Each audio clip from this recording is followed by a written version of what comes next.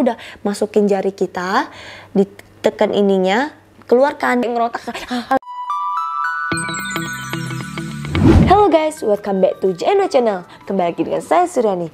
Nah, saya yakin kalian kalau search video ini pasti kalian sedang mengalami puting berdarah kan? Nah, jangan khawatir dulu karena itu sesuatu yang normal yang bakal dialami hampir semua mami-mami baru. Termasuk ya, saya juga alami. Nah, saya ingin men-sharing nih tentang pengalaman saya sendiri. Kalau diingat-ingat kembali, saya masih bisa merasakan pedisnya itu. Tapi ingin rasanya menangis, tapi ingin tetap melihat anakku tumbuh dengan ASI. Ya, begitulah. Oke, jadi mari kita mulai.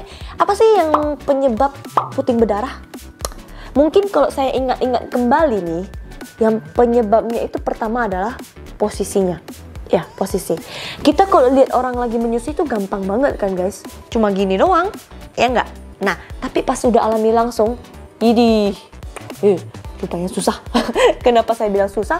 Karena saya masih ingat itu pas setelah melahirkan, setelah sesar, pas saya bangun, siuman, saya ingin memberikan ASI kepada anak saya karena masih kolostrum kan, masih bagus-bagusnya kan saya dengar. Jadi saya ingin langsung kasih. Jadi saya panggil susternya nih, Mbak, suster, kasih dong minum susu ASI saya. Jadi saya langsung panggilkan babynya untuk bawa kemari. Pas saya mau nyusui kan saya lagi terlentang tuh. Jadi pas babynya di sini, saya mau kasih. Widih, pas gerak, widih. Luka saya sakit guys.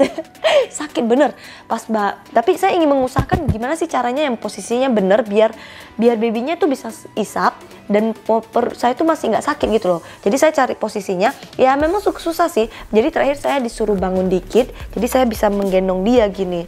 Jadi pas sudah posisi gendong dini, ya memang agak-agak susah karena ASInya itu masih belum keluar ya guys ya. Yang sebelah kiri udah netes-netes pas sudah mau melahirkan, tapi yang di sini enggak gitu loh. Sedangkan saya nggak bisa posisi yang di sini, kan babynya baru itu. Jadi saya nggak pinter posisi yang di sini. Jadi untungnya ada suster yang sabar bisa bantuin saya ngasih yang posisi yang di sini. Nah, pas kasih posisi yang di sini, pertama di sini nih pas dicobain, dia kan nggak keluar tuh susunya ASInya. Jadi dia ngamuk-ngamuk tuh jarinya, ngeronta-ronta, pokoknya kayak udah ganas banget lah, kayak udah pengen kayak gimana ya. Kok kalian bisa lihat, nanti saya kasih lihat deh kok ada video. Tapi susah banget, dia kayak ngerontak gitu kayak zombie gitu. Jadi pas saya kasih posisi yang di sini, nah dia pas sudah ngisep, udah mulai keluar dikit-dikit, nah dia udah agak tenang gitu loh. Tapi tetap aja karena masih dikit-dikit banget, dia kayak kesel, susuku mana gitu loh ya kan. Jadi setelah itu baru dicoba untuk dipijat-pijat oleh susternya, baru dikasih minum lagi, baru mulai lancar dikasih minum terus-terusan. Jadi nah awalnya itu posisinya nggak bener, jadi sehingga ya begitulah jadinya ujung-ujungnya dedeknya rewel plus jadinya lecet gitu loh. Tapi diajarin oleh susternya ya walaupun maminya nggak pelupa-pelupa, jadinya agak susah ya gitu ya kan. Nah, bukan hanya itu loh penyebabnya loh. Yang penyebab keduanya itu adalah putingnya. Pas saya kasih minum ASInya itu, putingnya itu saya kasih lihat contoh ya. Ini contohnya ya guys ya. Posisinya itu yang benar itu yaitu mulut babynya itu menyentuh aerolanya ini. Aerola ini disebut aerola. Mana aerola ini? Ini bagian ininya ya aerola. Kalau misalnya puting aslinya itu bukan warna pink ya, warna hitam. Jadi bagian hitam ininya loh. Jadi kalau yang ininya itu putingnya itu, jadi jangan dikasih hisap di bagian puting gini. Kalau gini nanti bakal luka. Jadi dia mulutnya tuh harus hap gini. Jadi contohnya ini mulutnya ya, nih hap gini ya kan. Nah, jadi sehingga putingnya itu nggak bakal lecet gitu. Mungkin bisa lecet tapi agak sedikit lah gitu loh pencegahan. Karena banyak faktor untuk putingnya berdarah, bukan hanya bagian posisinya saja gitu loh. Jadi kemarin itu saya kan masih belum pernah menyusui ya, lebih tepatnya masih newbie ya kan. Nah, jadi pas saya kasih menyusui itu, pas sudah selesai saya lihat dia udah diem gitu, udah diem gini lah contohnya gini. Ini puting saya deh gini kan, udah diem. Jadi saya mau coba narik gitu. Pas saya mau narik dia langsung gigit gitu. Pas ditahannya lagi gitu loh. Jadi saya kayak tarik-tarikan gitu jadinya. Padahal saya pikir dia udah nggak mau minum gitu loh. Jadi dia udah gigit gini, udah dia didiemin aja gitu. Nah, jadi pas saya mau tarik dihapnya lagi, wah gerem saya tarik lah ya kan. Pas saya tarik sakit mak sakit banget gitu loh. Jadi kayak narik-narik kan, jadi ujung-ujungnya jadinya luka juga. Jadi saya nggak tahu faktornya mana yang buat luka, antara posisinya atau yang pas saya tarik itu jadinya luka gitu loh. Faktor ketiga yaitu pas susunya nih semuanya saya alami secara langsung ya, yaitu pas lagi menyusuinya itu, pas dia lagi nangis banget, meronta-ronta, jadi saya kasih gitu. Pas saya kasih dia kayak seorang anak yang tidak dikasih makan selama 10 tahun, jadi gitu. Jadi saya sendiri terkejut gitu loh, jadi gitu kan, jadi sakit banget loh. Pas apalagi pas dia ngisapnya tuh kencang banget, pas dikasih udah ngisapnya kayak sedap geli. Saya kasih saran, kalau bisa jangan kasih pada saat lapar, oke? Kasih pada saat sesering mungkin kamu menyusuinya, jadi dia nggak terlalu lapar gitu loh. Pas kalau lapar banget, jadi kayak saya gitu, apalagi pas udah ada lukanya, pas udah luka lecet, terus dia lapar banget, aduh, saya masih bisa membayangkan rasa sakitnya itu loh, sakit banget loh. Jadi diusahakan kalau sudah luka, jangan susui pas dia bener-bener sangat lapar. Jadi harus sering-sering, solusinya gimana? Solusinya ya sering-sering kasih dia minum asinya gitu loh. Seperti mama-mama yang baru bakal mungkin ada yang nggak tahan sakit ya. Jadi contohnya tuh, ini perumpamaannya tuh udah selesai sesar kan sakit tuh, sakit di perut, sakit di puting, sakit di kepala, sakit di punggung, semua serba sakit. Jadi mungkin mami-mami mungkin agak risih ya pas mau kasih minum asi, udah masih perutnya masih nyut-nyutan. Nah, puting kita lagi luka dikasih minum asi jadinya kesel gitu, mungkin ada yang gitu ya. Tapi mami, saran saya tetap aja kasih, karena kalau pas kita lagi kasih minum terus, nanti puting kita lama-lama bisa sembuh sendiri kok. Justru kalau kita nggak kasih minum, nanti bakal bakterinya masuk, karena luka kita kan masih terbuka tuh. Jadi kalau kita nggak kasih minum, nggak sering-sering kasih minum, nanti lukanya tuh dimasuk oleh bakteri, jadinya ujung-ujungnya jadi infeksi deh ya kan. Jadi harus kasih sering-sering minum, gak apa-apa, nanti lukanya tuh bakal sembuh sendiri, walaupun memang jujur sakit banget. Jadi setiap saya mau kasih minum, pas dia udah gitu, saya udah deg-degan aja tuh, bakal takut rasain sakitnya. Tapi ya nggak apa-apa. Kenapa? Karena ya kita pertama bisa sembuh secara alami.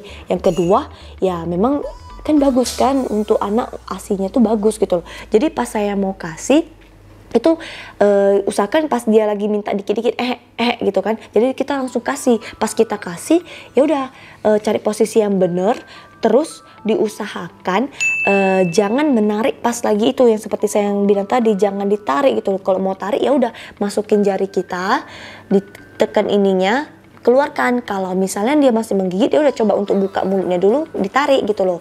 Jangan pas dia ngegigit kamu asal tarik, jadinya luka deh, tambah sakit deh gitu. Nah, jadi kalau kita udah sering-sering kasih kan puting kita tuh nggak kayak keras ya gitu ya, karena isi asinya itu kan kayak mana ya, kalau misalnya nggak dikasih sering-sering minum kan bakal menggembung, bakal sakit, bakal ura-ura, kayak betul mengeras gitu, kayak kelapa gitu kan. Jadinya kalau kita sering-sering kasih minum, nanti dia bakal lebih lunak, tapi tetap ada asinya kok walaupun udah lunak gitu. Jadi kalau masih pas keras kamu kasih minum itu sakit loh mam. Bahkan sampai sekarang kalau udah keras banget terus kamu kasih minum itu sakit. Kenapa? Karena puting kita ini pas dikasih minum, coba mami perhatikan, pasti putingnya tuh kayak tenggelam gini kan, agak tenggelam gini karena bagian samping-sampingnya asinya menutupi gini. Nah pas dia mau ngisap kan susah tuh, jadinya mau nggak mau dia harus perlu tenaga lebih kuat untuk mengisap ininya biar keluar gitu. Jadi saran saya kasih asinya sesering mungkin. Misalnya nih seperti pengalaman saya masih ingat, kalau misalnya pas mau kasih minum kan itu kita masih membayangkan rasa sakitnya tuh. Untuk mengusahakan biar nggak sakit, saya ada tipsnya, yaitu kita harus tarik nafas. Nah pas kita udah mau masukin ke mulutnya, kita tarik nafas, itu sakitnya berkurang. Tapi kalau misalnya sakitnya udah di awal terus di akhir, itu ada masalah di posisi atau masalah di tempat lain gitu loh ya. Jangan dibiarkan aja sakit terus menerus, karena biasanya itu sakitnya cuma di awal, setelah sakitnya beberapa menit atau detik udah nggak sakit lagi gitu loh. Terus gimana sih biar nggak sakit lagi? Nah kita setelah menyusui, kita cuci dengan air panas atau air hangat. Nah kalau misalnya lukanya masih sakit nyunyutan, bisa juga taruh air es, maksudnya es gitu loh, di apa, dikompres gitu biar nggak sakit. Nah kalau misalnya udah gembung tuh gimana mam? Nah kalau udah gembung kita coba dulu kompres pakai air hangat, dikompres daerah-daerah area gembung-gembungnya itu, terus dipijat-pijat dikit, jangan kuat-kuat karena sakit, saya pernah alami gitu. Jadi pelan-pelan aja, pelan-pelan, terus dikompres, nanti lama-lama dia udah agak lunak baru kita kasih ke babynya gitu. Terus kalau misalnya nih nggak sabaran nih pengen cepet-cepet sembuh, saya juga punya tipsnya, yaitu ini adalah salep yang saya tanyakan dokter saya, kalau puting berdarah tuh pakai obat apa.